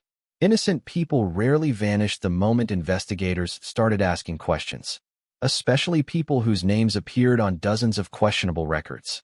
Claire Donovan immediately reached for her phone. The federal investigator's expression had transformed completely. The calm professionalism remained. But now there was urgency underneath it. Purpose. Momentum. The investigation had just crossed an invisible line. Before this moment, they had been examining old records. Now they were chasing a living person. A person who apparently knew enough to run. Claire stepped into the hallway. Within minutes, she was coordinating calls with federal offices in Colorado, Virginia, and Washington. Meanwhile, inside the conference room, the remaining investigators continued working. Because if Mercer was running, time suddenly mattered. A lot. Robert Kane stood near the window watching snow accumulate across the parking lot. The veteran investigator looked troubled. Not surprised. Troubled. There was a difference. People who spent decades investigating corruption eventually learned something uncomfortable. The cover-up often caused more damage than the original wrongdoing. Mercer's disappearance suggested there might be a cover-up. A large one. Kane turned toward Willow. You still have everything? She understood immediately. The records, the files, the reports, the evidence. Willow nodded. Every document. Kane studied her carefully. For the first time, his expression softened. Very slightly. You save more lives than you know. The compliment made Willow uncomfortable. Because she didn't feel like a hero. Never had. Heroes succeeded. She had spent 3 years believing she failed. 3 years believing nobody listened.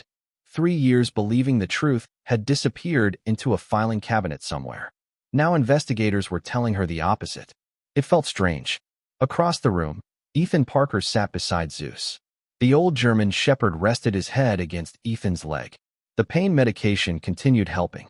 Yet Ethan barely noticed. His attention remained fixed on the investigation. Every new file felt personal now. Every new discovery felt connected to Zeus. Because if Mercer and his company had truly ignored injuries, then somebody had failed his partner. Someone had failed a dog who spent years protecting others. That realization made forgiveness difficult. Very difficult. The conference room door opened again. Claire returned. Her pace was faster now. Purposeful. Focused. His office is empty. Nobody reacted. The news wasn't surprising anymore. Claire continued. Computers wiped. Another pause. Personal files missing. David looked up immediately. How recently? Last 24 hours. The analyst frowned. That's not panic. Claire nodded. No. Everyone understood. Panic was messy. This sounded planned. Organized. Intentional. The room fell quiet again. David suddenly raised a hand. I found something. Every head turned. The analyst rotated his laptop. A travel record appeared. Then another. Then another. David pointed. Corporate expenses. The screen displayed dates and locations. Billings. Denver. Kansas City. Phoenix. Bozeman. The names seemed random. At first. Then David highlighted specific entries. A pattern emerged. Every location matched a cluster of questionable evaluations. The room grew still. Robert Kane slowly leaned forward. Show me. David enlarged the data. The older investigator stared. Then stared longer. Finally, he muttered something under his breath. Not a compliment. The pattern was obvious now.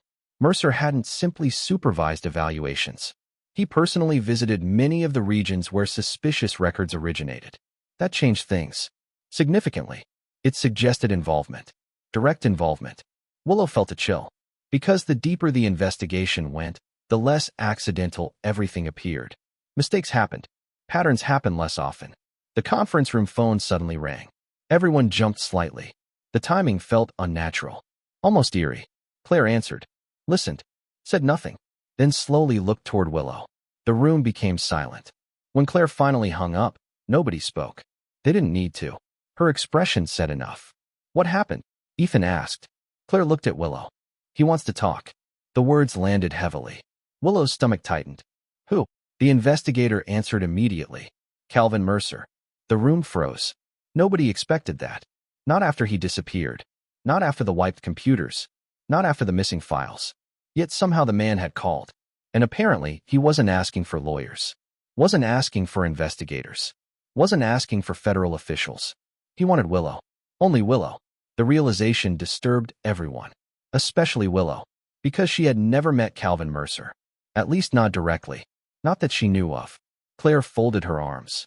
He refused to speak to anyone else. Why? We don't know. The answer felt inadequate. Unfortunately, it was the truth. Nobody knew. The investigator looked toward the conference phone. He said he'll call back.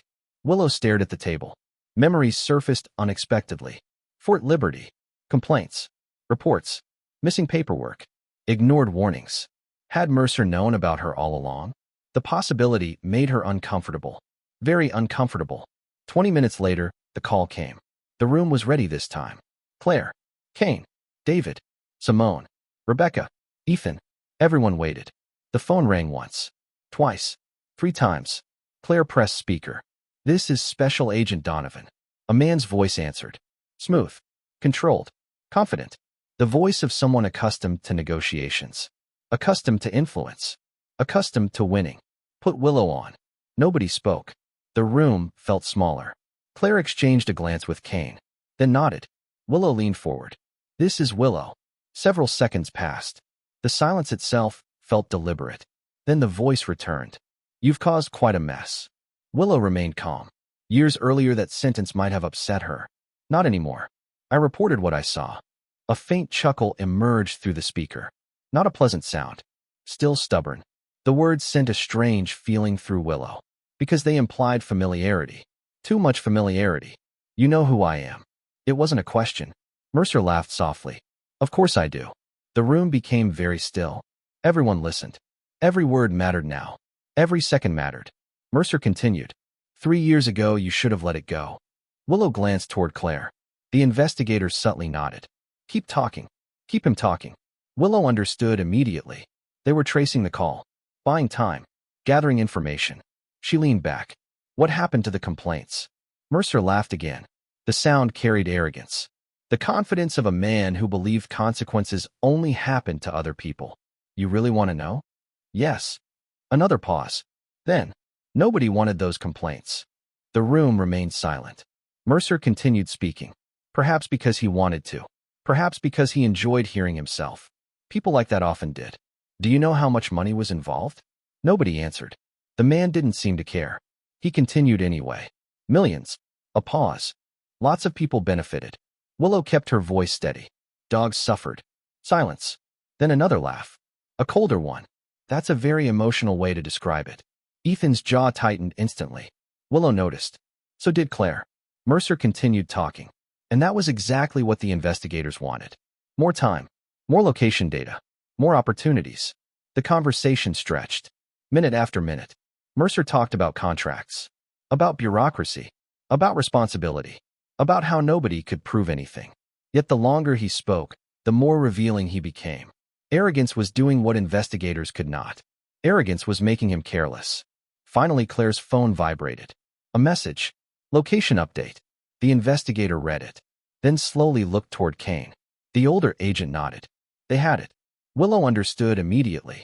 But she kept talking. A little longer. Just in case. Where are you, Calvin?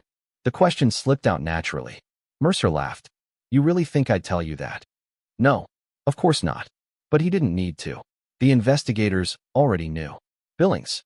A roadside motel on the outskirts of the city. Almost 2 hours away. Mercer kept talking. Then suddenly stopped. Perhaps he sensed something. Perhaps instinct finally caught up. The silence returned. This time it felt different. Dangerous. Then Mercer spoke one final sentence. You should have stayed in Montana and forgotten all this. The line disconnected. The room remained silent. Nobody moved. Nobody spoke. Then Claire stood. He's in Billings. Kane was already gathering his coat. Simone closed her laptop. David began forwarding data. The room transformed instantly. Investigation became operation. Operation became pursuit. Within minutes, federal agents were moving. Phones rang. Vehicles started. Orders traveled across multiple jurisdictions. For the first time since arriving at Silver Creek, the investigators looked energized. Because now they weren't chasing paperwork. They were chasing a person. Ethan watched the activity quietly, then looked down at Zeus. The old German shepherd had fallen asleep, completely unaware, completely trusting. The sight strengthened something inside him. Mercer talked about money, contracts, business, but Zeus represented the reality. Pain, loyalty, consequences. Hours later, shortly before midnight, Claire's phone rang. Everyone in the conference room looked up. The investigator listened, said almost nothing, then ended the call. A smile appeared. Small, rare, victorious. We got him. Nobody spoke for a second. Then Rebecca exhaled loudly. David smiled. Simone nodded. Kane simply sat down, the exhaustion finally reaching him. Willow remained still. Not because she wasn't relieved. Because she was. But another feeling existed beside the relief. Sadness. 3 years. 3 years of silence. 3 years of damage. 3 years too late for some dogs. Nothing would change that. Nothing ever could. Yet for the first time since leaving Fort Liberty, something felt different. The truth was finally moving forward. And now that Calvin Mercer was in federal custody, the investigation could no longer be dismissed as complaints. It could no longer be buried. It could no longer disappear. The moment Mercer was arrested near Billings, Montana, the story stopped being an internal review. It became a federal criminal case. 3 days after Calvin Mercer was taken into federal custody, The atmosphere inside Silver Creek Animal Hospital finally began to change. For the first time in nearly a week, people smiled again. The constant stream of investigators had slowed. The conference room no longer looked like a war room. Stacks of evidence remained, but fewer new files arrived each hour. The endless phone calls became less frequent. The pressure that had consumed everyone seemed to ease slightly. Not disappear, just ease. Even Ethan Parker noticed it. That Thursday morning, he sat beside Zeus near one of the hospital's rehabilitation rooms while sunlight filtered through the windows. The snowstorm had passed. Fresh snow covered the landscape outside, turning Montana into a field of white and silver. Zeus looked different. Healthier. Not dramatically, but noticeably. The old German shepherd still carried pain. He still moved carefully.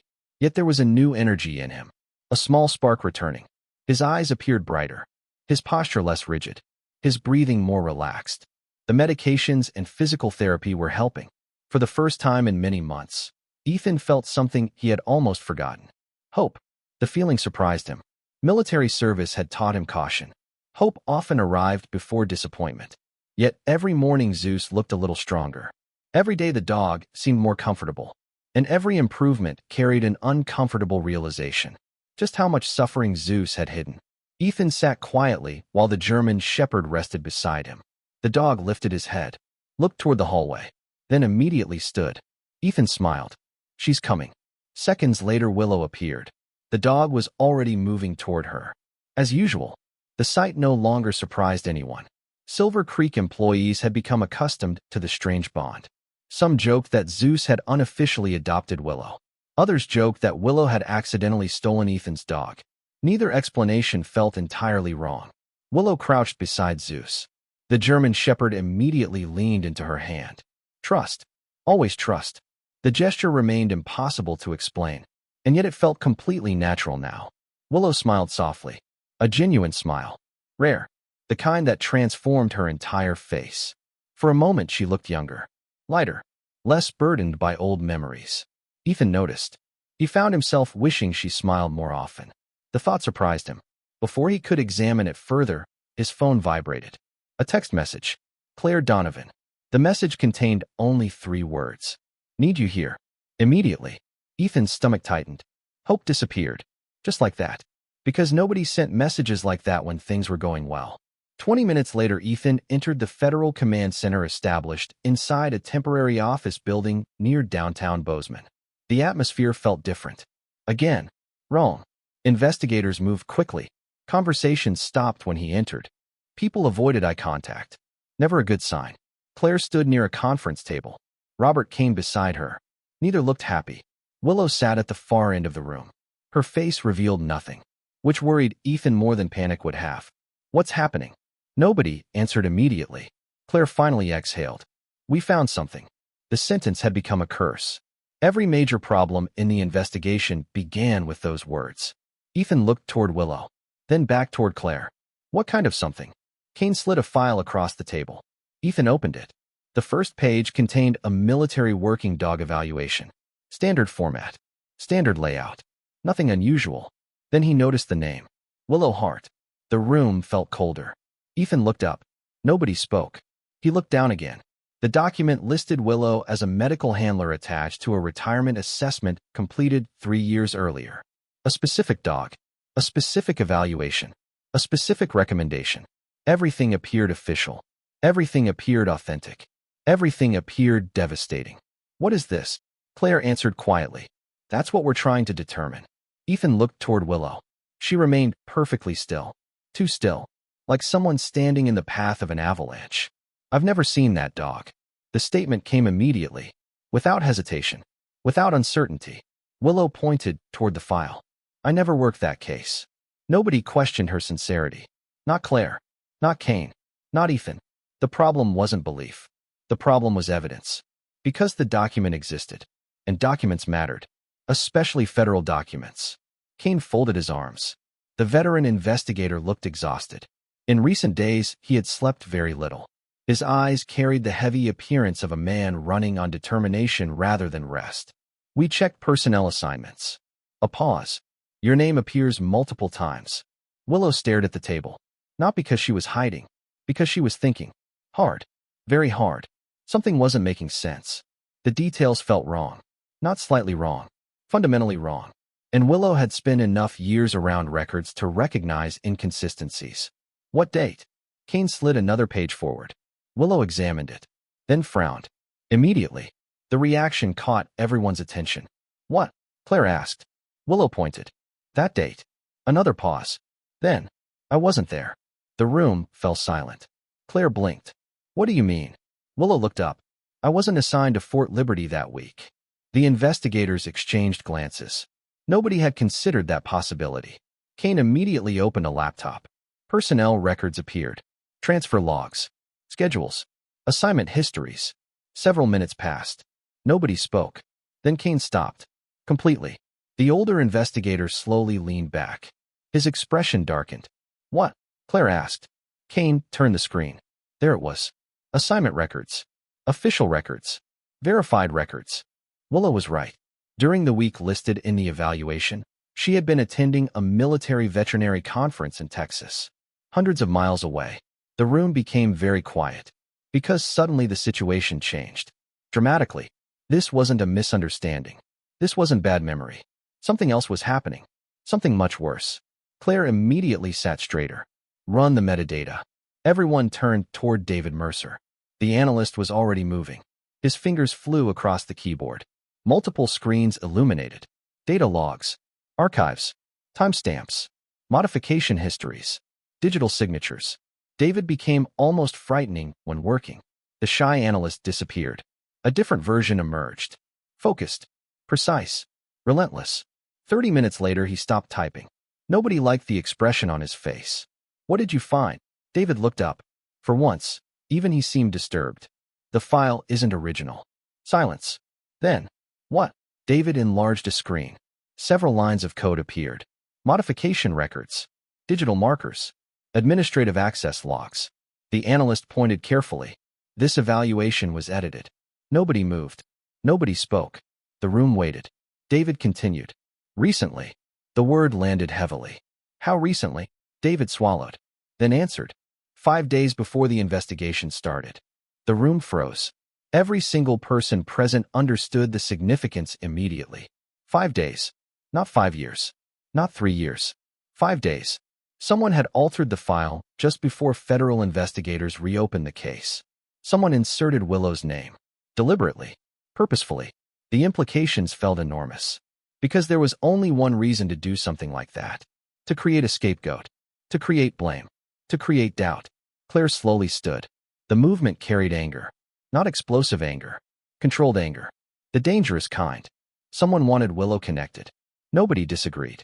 The evidence pointed directly toward that conclusion. Willow sat quietly. The realization felt strangely familiar. 3 years ago, someone buried her complaint. Now someone had apparently tried to bury responsibility beneath her name. Different tactic. Same goal. Silence her. Discredit her. Remove her credibility. Kane stared at the file. Then at Willow. Then back at the file. The veteran investigator finally spoke. If we'd found this first. Nobody finished the sentence. Nobody needed to. The consequences were obvious. Willow could have become a suspect. A witness could have become a target. The person exposing corruption could have been blamed for it. The room remained silent. Then David spoke again. His voice sounded quieter this time. Almost hesitant. I think there's more. Everyone groaned. Not dramatically. Just enough. Because there was always more. Always. David rotated another screen. Additional records appeared. 3 more evaluations. 2 retirement certifications. 1 medical clearance. Each contained Willow's name. Each had been modified. Each within the same time period. Each shortly before the investigation began. The pattern was unmistakable. Somebody wasn't making random changes. Somebody was building a case. Piece by piece. File by file. Record by record. The realization settled heavily across the room. Outside, Montana remained peaceful. Snow-covered rooftops. Cars moved through quiet streets. Life continued normally. Inside the Federal Command Center, however, a disturbing truth was emerging. Calvin Mercer had been arrested. The fraud had been exposed. The investigation was advancing. And yet someone else had been working behind the scenes. Someone intelligent. Someone careful. Someone with access to military records. Someone who had anticipated the investigation before it officially began. Someone who wanted Willow Hart blamed when everything finally came crashing down. And for the first time since Mercer was arrested, everyone in the room realized the case might be far from over. The room remained silent long after David Mercer finished speaking. No one rushed to fill the silence. Some discoveries required space. This was one of them. Outside the command center windows, the afternoon sun reflected across the snow-covered streets of Bozeman. The city looked peaceful, ordinary, safe. Inside, however, an entirely different reality existed. Someone had altered federal records. Someone had inserted Willow Hart's name into multiple evaluations. Someone had done it only days before the investigation began. And most disturbing of all, someone had expected those records to be found. Claire Donovan stood near the conference table staring at the digital evidence displayed across 3 monitors. For the first time since arriving in Montana, she looked genuinely angry. Not emotional. Focused. Cold. Claire's anger rarely appeared through raised voices or dramatic reactions. Instead, it appeared through stillness. The more furious she became, the calmer she looked. And right now she looked very calm. Find the access point. David nodded. Already working. The analyst's fingers moved rapidly across the keyboard. Logs appeared. Authentication records. Archived server activity. Permission chains. Every digital footprint left behind by the person who altered the files. Across the room, Willow sat quietly. Her hands rested in her lap. Steady. Controlled. Yet inside her thoughts moved relentlessly. 3 years. 3 years of wondering whether reporting the truth had mattered. 3 years of questioning herself. 3 years of believing she had simply lost. Now she understood something else. Someone had remembered her. Someone had remembered her complaint. Someone had considered her dangerous enough to frame. The realization should have frightened her. Instead, it made her strangely certain. Because innocent complaints were ignored. Threatening complaints were buried. That difference mattered. A lot. The door opened. Ethan entered with Zeus. The old German shepherd moved carefully but confidently. The improvement over the previous week was undeniable. His posture remained imperfect. His hip still caused discomfort. Yet the defeated exhaustion that once surrounded him had begun fading. Hope was replacing it. Slowly, one step at a time. Zeus immediately crossed the room toward Willow. Nobody found it surprising anymore. The German shepherd lowered himself beside her chair and rested his head against her leg. The simple gesture changed something inside the room. Tension softened. Just slightly. Enough. Willow rested a hand on his neck. Warm fur. Steady breathing. Simple honesty. Animals never manipulated records. Never altered reports. Never buried evidence. People did. The thought lingered. An hour later, David finally stopped typing. Everyone noticed immediately. Because David only stopped moving when he found something important. The analyst looked up. His face had changed. Not excitement. Not satisfaction. Concern. Deep concern. What? Claire asked. David turned the monitor. A login history appeared. Names. Dates. Access records. Most were ordinary. One was not. The highlighted entry belonged to a woman named Andrea Whitlock. The room grew quiet. Nobody recognized the name except Kane. The veteran investigator frowned immediately. Andrea Whitlock. David nodded. You know her? Kane leaned back slowly. The expression on his face worried everyone. Because Robert Kane rarely looked surprised. Former contract administrator. A pause. Then, Patriot Veterinary Assessments. The room became silent. Another connection. Another piece. Another thread leading back into the same web. David opened another file. A personnel photograph appeared. Andrea Whitlock was 51 years old. Tall. Elegant. Silver blonde hair cut just below her shoulders. Sharp cheekbones. Perfect posture. Everything about her appearance communicated professionalism, control, precision. The type of woman who organized her desk before leaving each evening. The type who remembered details other people forgot. The type who understood exactly how systems worked, and perhaps how to manipulate them. David enlarged additional records. She maintained administrative access even after retirement. Claire's eyes narrowed. How? No idea. The answer bothered everyone.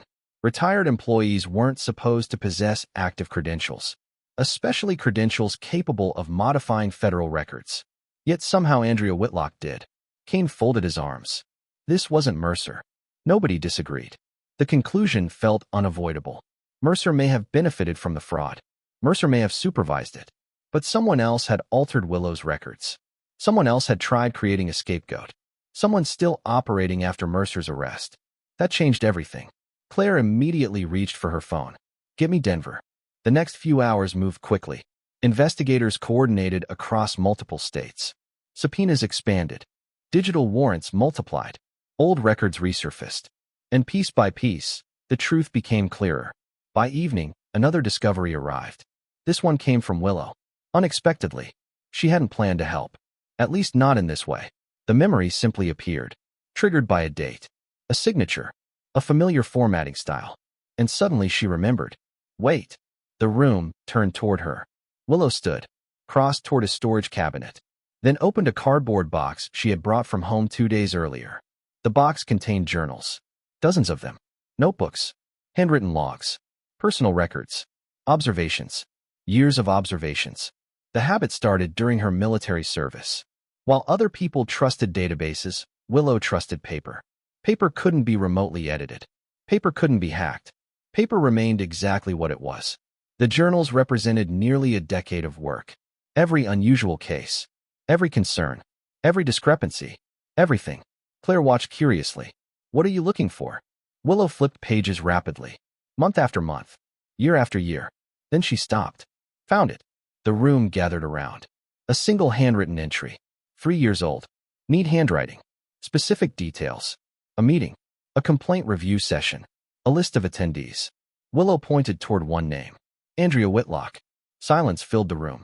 Nobody spoke. Because suddenly the connection became personal. Not theoretical. Personal. Willow remembered her now. Not clearly. Enough. A woman who attended review meetings. A woman who rarely spoke. A woman who took notes constantly. A woman who watched everything. The memory returned slowly, like a photograph developing. And then another memory followed. The complaint meeting. The final meeting before everything disappeared. Andrea had been there, watching, listening, taking notes. The room felt colder. David immediately photographed the journal entry, then compared it against other records. Within minutes, he found more matches, more meetings, more references, more overlap. The pattern strengthened. The evidence grew. And for the first time, investigators possessed something powerful. Direction. Near midnight, another call arrived. This time from Denver.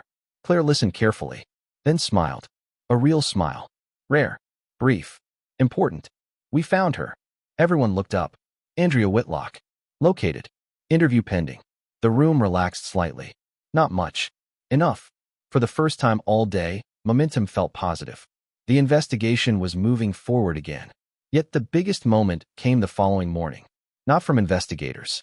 Not from digital evidence. Not from federal databases. It came from Willow's journals. Hours of comparison produced a simple conclusion. Every forged record contradicted her personal logs. Every single one. Dates, locations, patients, schedules, everything. The journals didn't merely support her innocence. They proved it. Completely. The realization hit Willow harder than expected.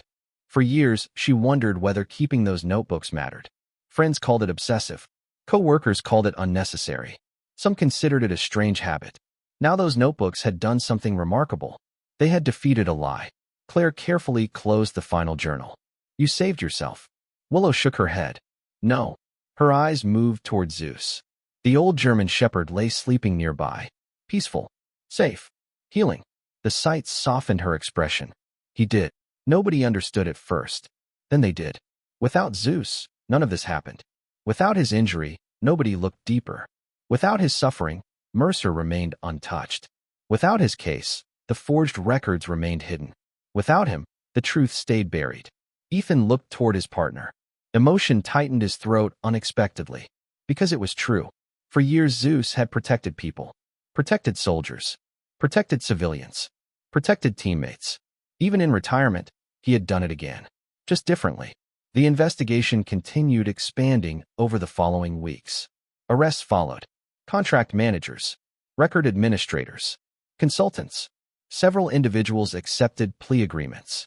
Others faced criminal charges. The network unraveled faster than anyone expected once investigators gained access to internal communications.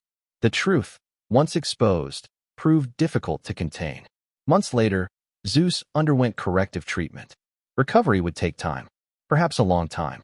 But for the first time in years, the damage was finally being addressed instead of ignored. Ethan attended every appointment, every rehabilitation session, every follow-up evaluation, not out of guilt, out of gratitude. And Willow? She finally understood something that had taken years to learn. Truth does not always win quickly. Sometimes it disappears. Sometimes it gets buried. Sometimes powerful people convince everyone it no longer matters. But evidence matters. Persistence matters. And occasionally, all it takes is one person refusing to throw away the proof. As snow melted across Montana and spring slowly returned to the mountains, Willow stood outside Silver Creek Animal Hospital, watching Zeus walk across the grass beside Ethan. His stride wasn't perfect. Maybe it never would be. But it was stronger, healthier, honest. And for the first time in a very long time, Willow felt something she hadn't allowed herself to feel in years. Peace. Because the truth had finally found its way into the light. And strangely enough, it had arrived on 4 paws. Sometimes God's greatest miracles do not arrive with thunder from heaven or signs written across the sky. Sometimes they arrive quietly, through ordinary people who refuse to let the truth disappear. Willow Hart never set out to change a system. She never wanted recognition, headlines, or praise. She simply refused to throw away the evidence when everyone else told her to move on. One woman chose integrity when silence would have been easier. One retired military dog named Zeus carried years of pain without complaint. One loyal handler refused to stop fighting for the friend who had once fought for him. And through those small acts of courage, a truth that powerful people tried to bury was finally brought into the light. What began as a single X-ray inside a small veterinary hospital became something far greater. Dozens of retired military dogs received the attention and care they desperately needed. Families finally received answers. Corruption was exposed. Justice moved forward. And animals who could not speak for themselves finally had people willing to speak on their behalf. That is often how God works. He does not always choose the loudest voice in the room. He does not always work through the most powerful people. Sometimes he works through ordinary men and women who quietly do the right thing when nobody is watching. Sometimes he places us exactly where we need to be so that truth can be revealed, lives can be changed, and hope can be restored. Most of us will never uncover a federal investigation or expose a national scandal. But every day we face smaller choices that matter just as much. We choose whether to tell the truth when it is difficult. We choose whether to help someone who is hurting. We choose whether to stand up for what is right when it would be easier to walk away. Those choices may seem small in the moment, but God can use them in ways we may never fully understand. If this story touched your heart, please share it with someone who may need encouragement today. Leave a comment below and tell us where you're watching from and what part of this story meant the most to you. Your message may inspire someone else who needs hope. And if you enjoy stories of faith, courage, loyalty, and second chances, please subscribe to the channel and join our growing community. May God bless you and your family with peace during difficult times, strength when life feels heavy, wisdom when important decisions must be made, and hope for every tomorrow. May His love guide your path, protect those you care about, and remind you that even in the darkest moments, He is still working behind the scenes. Amen.